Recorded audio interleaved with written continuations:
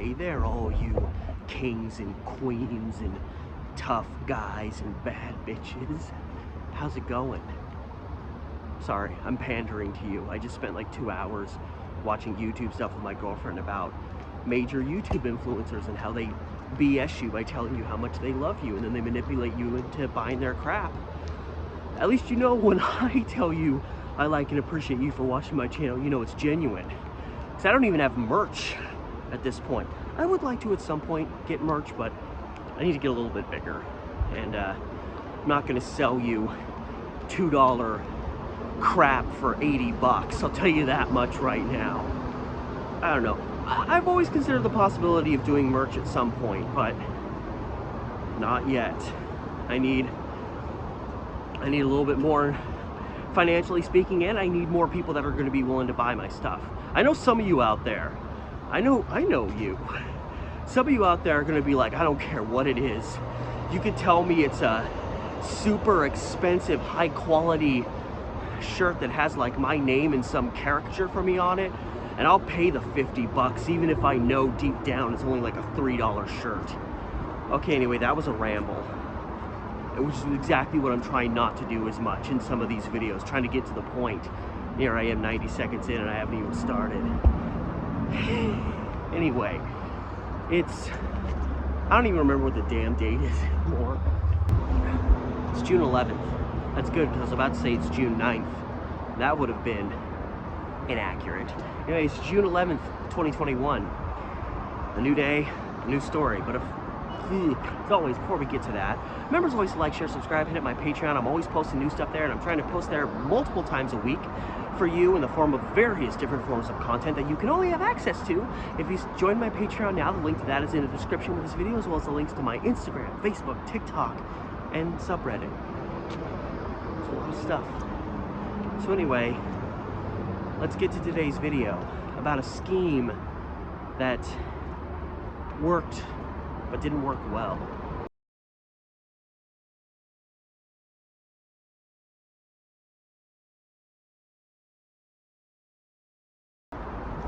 Why would I want to be talking about a scheme that didn't work out well? Well, because the title of the article I read for today is called "Scheme Works But Not Well." So, there you go. And I gotta tell you, one piece of this story I really wish I had definitive details on is the main guy in it. This guy named Morris Burke, that fashioned together a bit of a scheme. I really wish I got the actual age for this guy, because if I did, that would have a major effect on my perspective of him as an individual and how I feel about this story as a whole. Because all the article says is that he's a young man, which means he could have been 18, he could have been 24, I don't know. But it says he was cavorting around with a guy who apparently was like a friend of his, and they say that that guy is 30, which makes me think Morris Burke was probably in his 20s somewhere, unless he was just some 17, 18-year-old guy hanging out with a 30-year-old.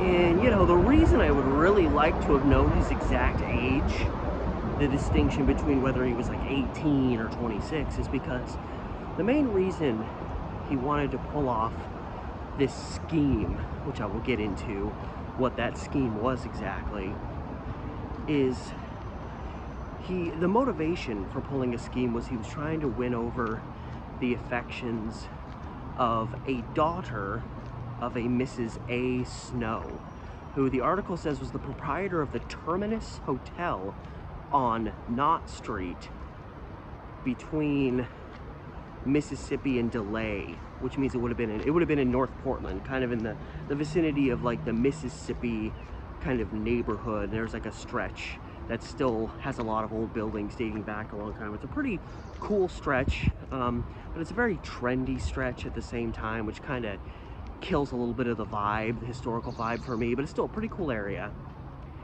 And the Snow family kind of ran this hotel.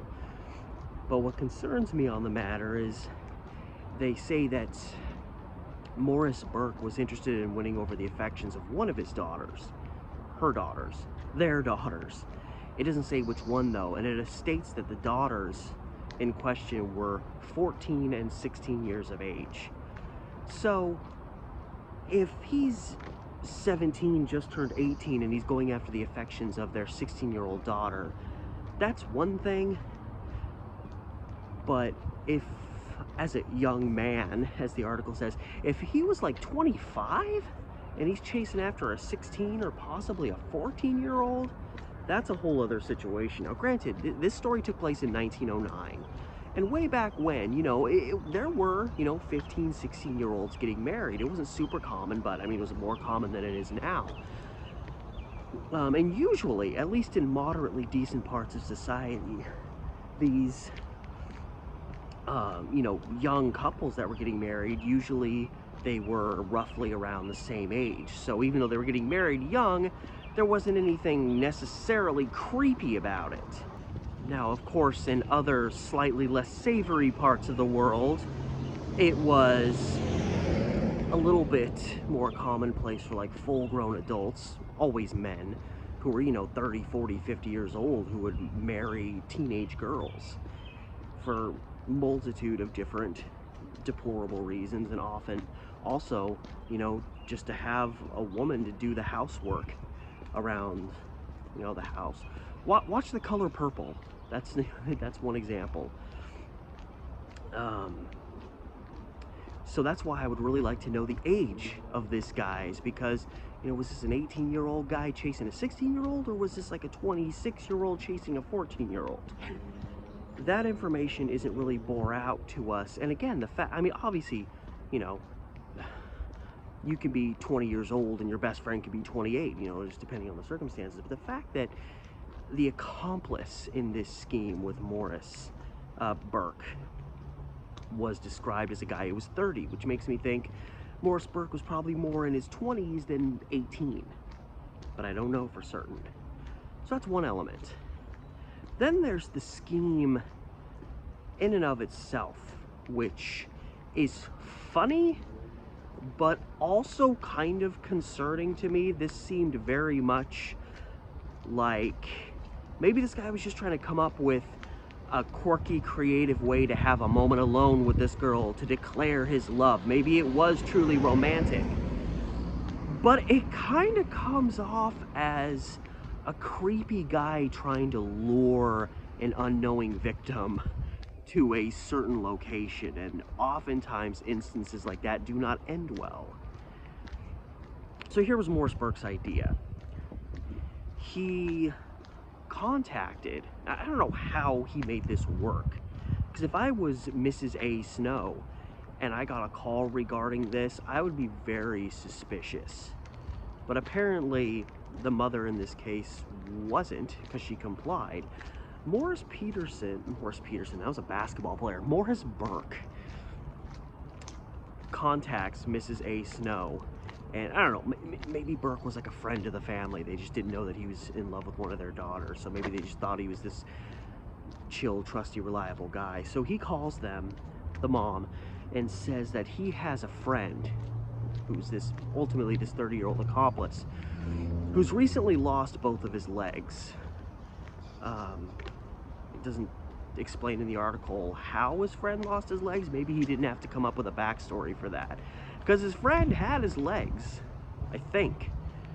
It's implied in the article that that was just a deception. Maybe his friend really didn't have legs. He was like, hey, Bill, you ain't got your legs. I'm gonna use that to my advantage. And Bill was like, all right, I don't give a shit, you know, I'm just, you know, whatever. I don't know, it sounds like it's a ruse. Like, I think his friend probably did have his legs. It was just to... So, you know, he tells Mrs. Snow, like, I got this friend, he just lost his legs. He described his friend as a switchman, which makes me think his friend was, at least in the story he was conveying, his friend probably worked on the railroad lines. I hope that doesn't mean he was implying a train ran over his friend's legs anyway. So he's like, and so I'm having to help him out, unexpectedly. So could you have it seems like both daughters went, when really, I mean, maybe he told them, hey, send both your daughters, to not sound suspicious. Like, oh, can you specifically send the 16-year-old one to do this? So he asks her to have her daughters, specifically, go to his home to tell his mother. So I guess he was living with his mother. So again, maybe he's closer to 18 than 20 something, but it's not like, you know, there isn't a long history of fully grown men well beyond the age of 18 that were just living at home with their moms, not getting a lot done with their lives. But maybe that implies he was still like 18-ish and he's still getting, you know, hasn't quite started his own life and still living at home. So he wants the girls to go over and deliver this message to his mother at his home. Like, sorry, Mom, I'm not gonna be home in time for dinner. I'm helping my friend, you know, the one with no legs, get about today. So, you know, I still, as Mrs. Snow, would be a little bit, I guess I can't say now so much that I would be uber suspicious on the whole matter, because, you know, if they know Morris Burke, they know his family, he's implying, oh, my mom's home alone, can you send it? It's 1909. People were a lot more trusting and a lot more willing to send, you know, even 5-6-year-old kids out to do tasks like that. I guess, you know, it probably does make a little, initially I'm just like, you know, because again, I'm thinking he's trying to lure this kid away. But again, I guess it makes sense in those dynamics in that time that the mom would send their daughters and not necessarily be concerned that something, you know, bad is going to happen. So she complies. And so a lot of this was kind of happening in the vicinity of Old Town Albina, which I've discussed a lot. Very rich history, pretty much dating back to the beginning of the town, and a lot of murder cases, especially right in the one little area that still, you know, has the old town vibe to it. And this, obviously Morris Burke lived right in the general vicinity of all of that. They don't give his home address where his, you know, mom would have been waiting. So I can only assume it was near this area, but maybe to the benefit of these two sisters that were going on this, unbeknownst to them, this mission to go tell Morris Burke's mom something that wasn't even a reality. There was an officer, you know, because again, back then, a lot of officers were just kind of walking the streets, swinging their nightstick, just, you know, looking, listening for when crime chose to rear its ugly head. And this officer's name was S.R. Hennessy. A good old, I almost said Italian name, a good old Irish name. Which actually reminds me, I've had people, as far as I know, I'm mostly Scottish, English, and German with like a little bit of, I think, Danish peppered in there. People have told me that they think I look Italian. People have told me that my hair makes me seem Italian. No, I keep saying Italian, Irish. They think, I don't know.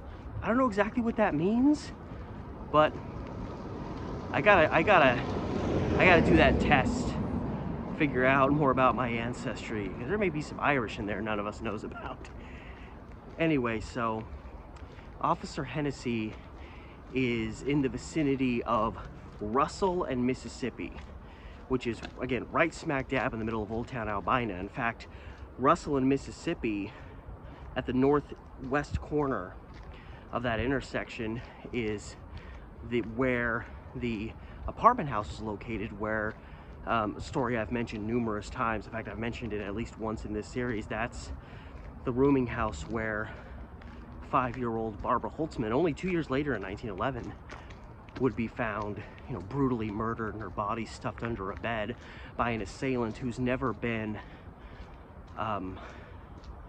identified. There were lots of suspects in the case, but nobody ever actually went down for that. And there were suspects being considered in that case all the way up into the late 1920s, but her case is still considered unsolved, and she was killed at a rooming house at this same intersection where Mr. Shaughnessy is.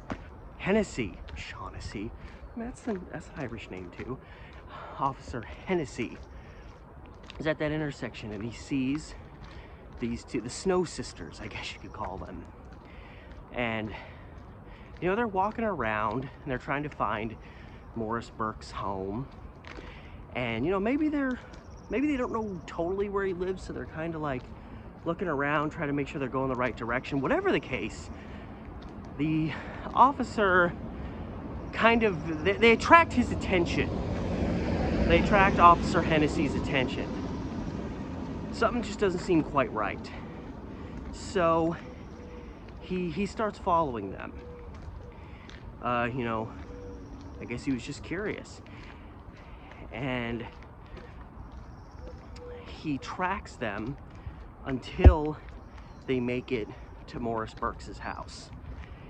And that's where the scheme all came together, because again, none of this was about delivering a message. None of this was about Morris Burke's legless friend. This is all about Mr. Burke trying to lure this sister that he had affections for to a location where he could, I'm assuming, hopefully it was this innocent, but he could divulge his romantic feelings towards him. I wanted to do like that little like thing with your fists, but I only have one free hand, so it looked kind of weird. Anyway, so they arrive, and there's Morris Burke, and there's the sister, and it seems like the scheme is going to work. Again, it technically did, because he did lure the sister he was interested in to his home, which was the primary objective in all this. However, shortly after the sisters arrived, an officer of the law arrived behind him, sees these girls kind of, you know, walking around, and then they just walk into this house. And of course, they're probably a little confused because Morris isn't supposed to be there.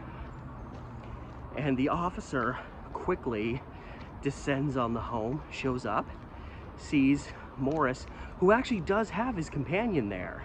Again, I don't know if he was actually legless, but his unnamed 30-year-old companion's there.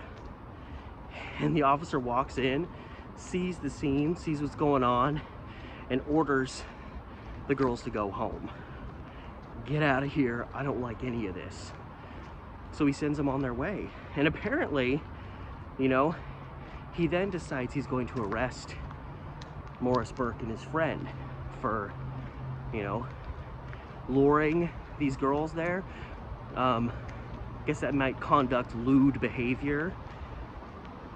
And it doesn't really describe what Morris may have given Officer Hennessy as the reasoning for why he lured these girls there. Maybe he told them the truth.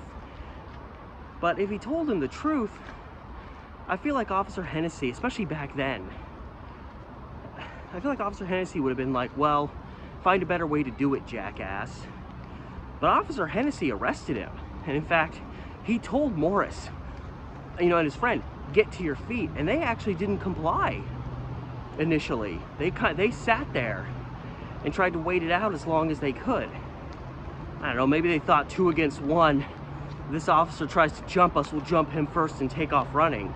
And then a scheme to tell a girl about your feelings not only doesn't work out the way you thought it would, but it turns you into a fugitive.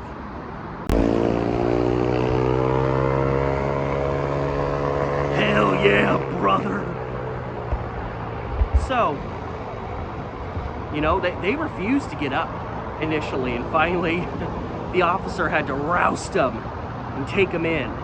And Morris Burke ended up getting charged for, it doesn't really say what he was charged for. I'm guessing it was just the overall thing. It was just like, there's something wrong with this and you're getting arrested for something.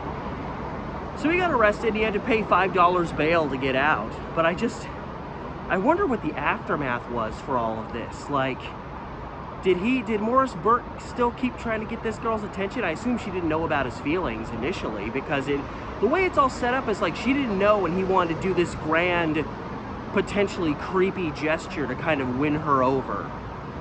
You know, so was she creeped out by it? Like, this is too much.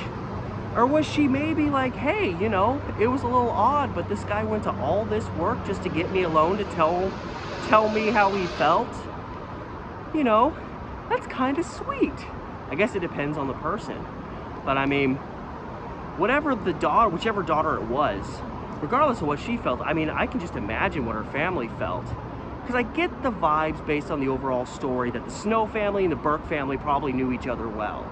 So, you know, they knew, or at least, you know, the Snow parents probably felt they could trust having the daughters go over to the house to deliver a message. They thought that was the whole thing. And then, you know, the girls come home and it's like, did you deliver the message?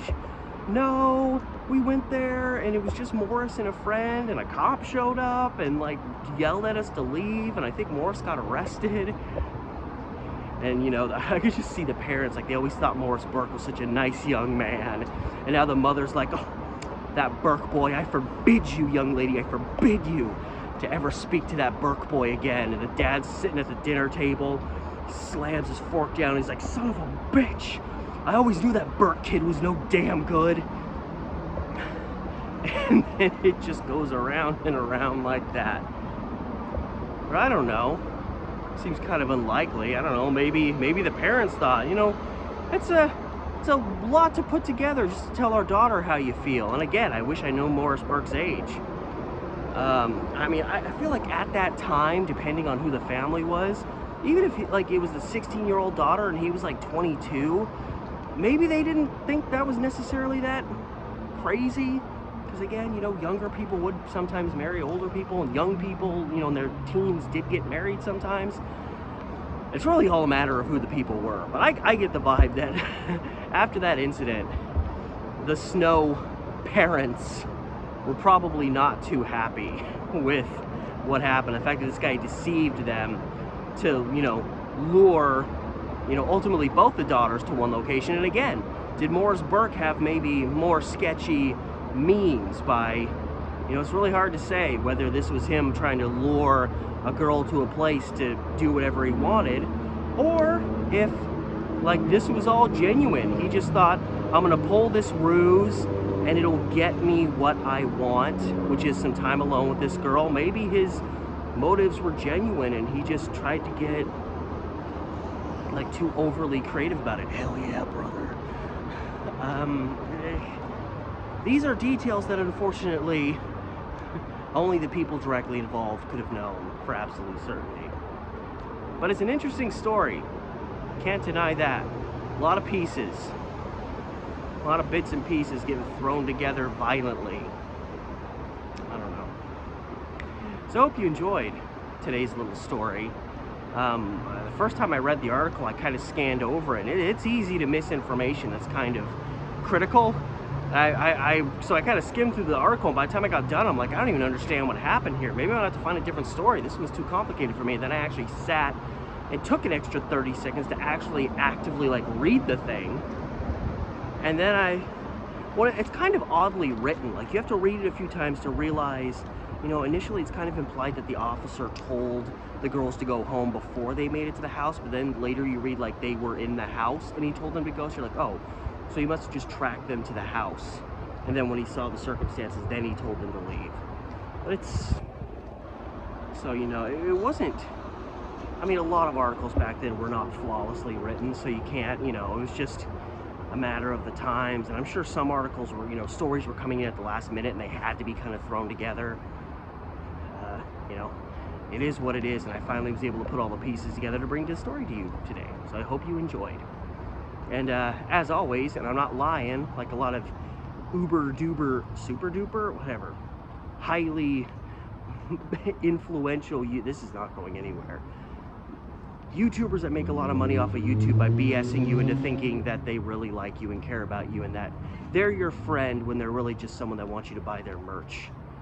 Again, maybe merch will be on my docket someday, but I really do appreciate y'all, wherever you are, whether you're a long-standing viewer or you're new. If you're new, there's hundreds of videos on this channel. It has great binge potential.